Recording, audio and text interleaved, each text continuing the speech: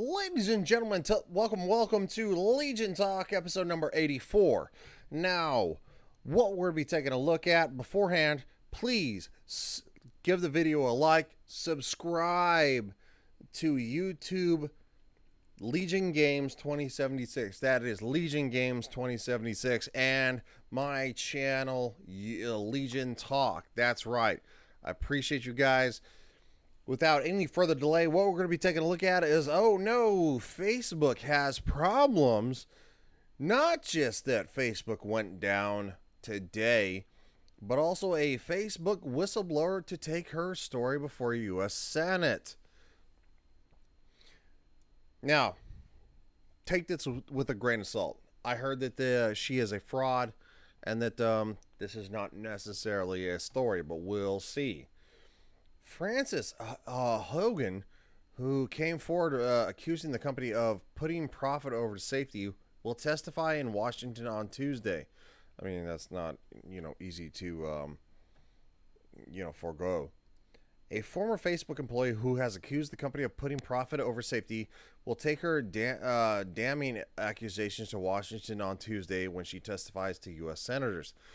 Francis Hogan, 37, came forward on Sunday as the whistleblower behind a series of damaging reports in the Wall Street Journal that have heaped further political pressure on the tech giant. Hogan told the news program 60 Minutes that Facebook's priority was making money over doing what was good for public safety. I mean, of course. The thing I saw on that I saw at Facebook over and over again were conflicts of interest between what was good for the public and what was good for Facebook. And Facebook over and over again chose to optimize for its own interests, like making more money. Hogan is expected to tell lawmakers that Facebook faces little oversight and will urge Congress to take action as long as Facebook is operating in the dark. It is accountable to no one. That's true. And it will continue to make choices that go against common good, she wrote in her written testimony. I mean, that's true. Facebook, Twitter, Google, they're unfortunately YouTube, which I'm monetized on the platform on my main channel. They have their own political agenda. And the federal government is slow to react to new threats. And Facebook, Twitter, Instagram are kind of like new modes of government. They have power based within the United States. It's just the way it is.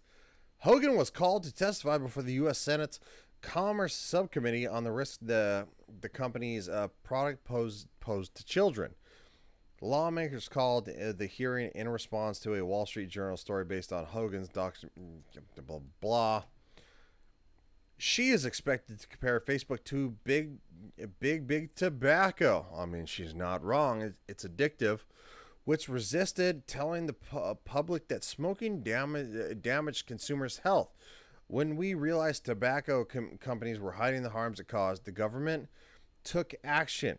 When we figured out cars were safer with seatbelts, the government took action, Hogan wrote. I implore you to do the same here. If she's a false whistleblower, she's hitting the nails on the head. I'm going to tell you that right now. Hogan will argue that Facebook's closed design means it has no oversight. It's true. Even from its own oversight board, that's true. The fact checkers. A regulatory group that was formed in 2020 to make decisions independent of Facebook's corporate leadership.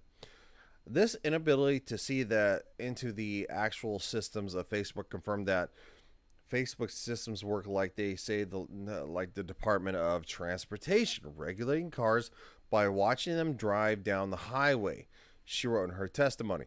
Imagine if no regulator could ride in a car, pump up its wheels, and crash test the car, or even know the seatbelts could exist. Oof. This is a long freaking article.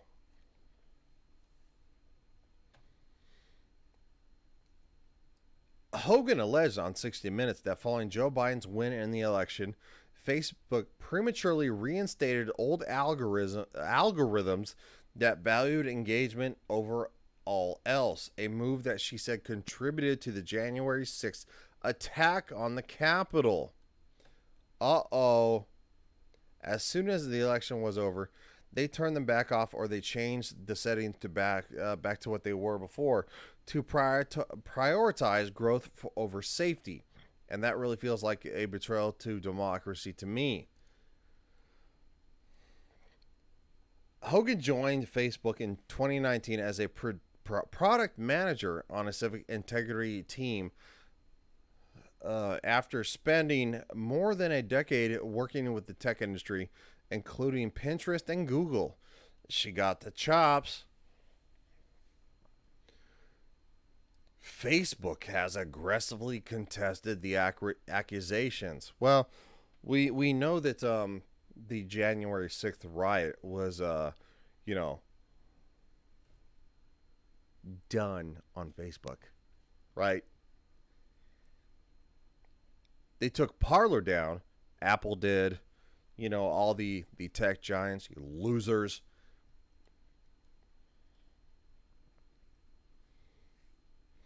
On Friday, the company's vice president of policy and public affairs, Nick Clegg, a cuck, wrote to Facebook employees ahead of Hogan's public appearance. Social media has had a big impact on society in the recent years. Yeah, no shit, douche. And Facebook is often a place where much of this debate plays out. He said, "You're a loser." But what evidence there is simply does not support the idea that Facebook or social media more generally is the primary cause of polarization. Really? Let's talk about January 6th, dick. Oh, I'm going to tag you in this video, Nick Clegg. You know what? Let's just go to Twitter. What's happening on Twitter? Nick Clegg. You fucking dick.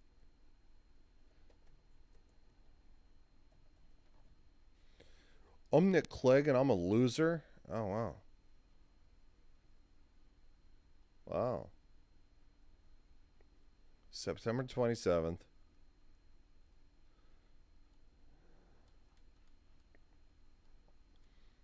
Interesting.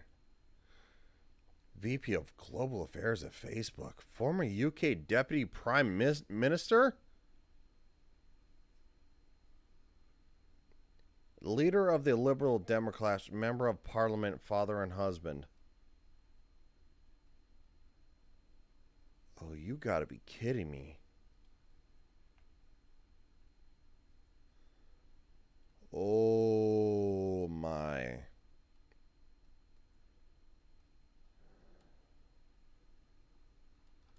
His Twitter is surprisingly quiet. September 28th. Pin tweet, July 1st. September 28th is the last. Oh no. All right, moving on. Bloomberg. Here's what Facebook says triggered the massive outage on its apps. Getting skunked. Resetting everything. I don't know. Facebook even blamed a global service outage that kept its social media apps offline for much of Monday on a problem that's network configuration. I can't even do this. And that it found no evidence that user data was compromised during the downtime. The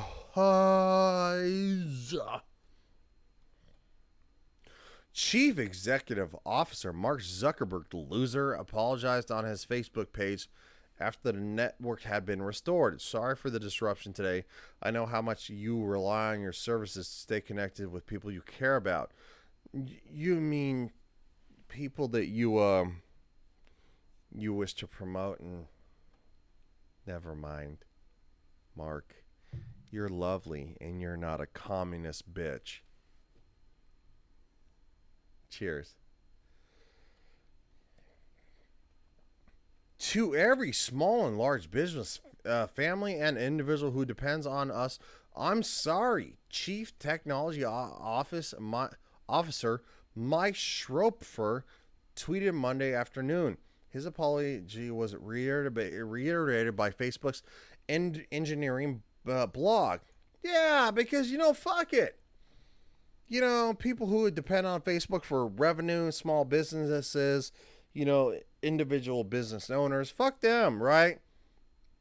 You have billions upon billions of dollars. They have like maybe a couple $100,000, maybe a small million, but yeah, fuck them, right? Right? Fuck them. That's the big finger, you fucking losers. Facebook's loss turned it into a gain for other social media. Twitter Inc.'s network stayed online, with CEO Jack Dorsey tweeting his endorsement of private messenger signals of WhatsApp alternative. Well, Jack Dorsey doesn't run Twitter either, so he sold out like a bitch. Well, it's not uncommon for Facebook's apps to have have an occasional glitches. They rarely last more than a few minutes. Down Detector, which monitors internet problems, said Facebook outage was the largest it had seen, with more than 10.6 million reports worldwide. It's really weird. There's a Facebook whistleblower coming. Monday's protracted outage was the latest in the cascade of difficult events for Facebook. As a former employee turned whistleblower, Sunday appeared. Yeah, exactly. The former employee, Francis Hogan, also handed over thousands of damning documents to the U.S. lawmakers and the Wall Street Journal, which wrote a series of articles, Instagram, blah, blah, blah. The whistleblower is set to testify before the Senate subcommittee on Tuesday. That is today. It is 3:55 a.m. on Tuesday for me in Florida. And plans to tell lawmakers the frightening truth about Facebook. You fucking assholes. Facebook became a $1 trillion company by paying for its profits with our safety, including the safety of our children. Hogan will tell the Senate Tuesday, according to the copy by her prepared testimony. I came forward because I recognize the frightening truth. Almost no one outside of Facebook knows what happens inside Facebook. The company's leadership keeps vital information from the public, the U.S. government, its shareholders, and governments around the world. This is bullshit. It's bullshit. This is fucking bullshit. I'm tired of this crap. I'm tired of this social media crap. Their monopolies, break them all up. Castrate them all up. Chop them off at the dick and the legs and the arms and the head. Chop them up. Fuck you, Facebook. Fuck social media. I'm tired of this garbage and this disinformation and crap and the censorship bullshit of like, oh, we got fact check. No, fuck your fact checker. Your fact checkers say, if I were to say, oh, a chili dog on 7th Avenue tastes so good with cheese. Your fact checkers would say, oh, did YouTuber Legion Talk say a chili dog would taste better with cheese on 7th Avenue? No. He said that a chili dog would taste better on 7th Avenue with cheese. They rearranged the words, you fucking assholes. Stop believing fact checkers, losers. I'm talking about liberals because you guys are the losers who believe them. They're like going, no, they fight for the people. Fuck you. Eat a dick. Fuck off. And I can't. It's so hard to remain partisan on this crap. Bipartisan on this crap. I can't. Fuck off. Eat shit. Yeah, we'll see you.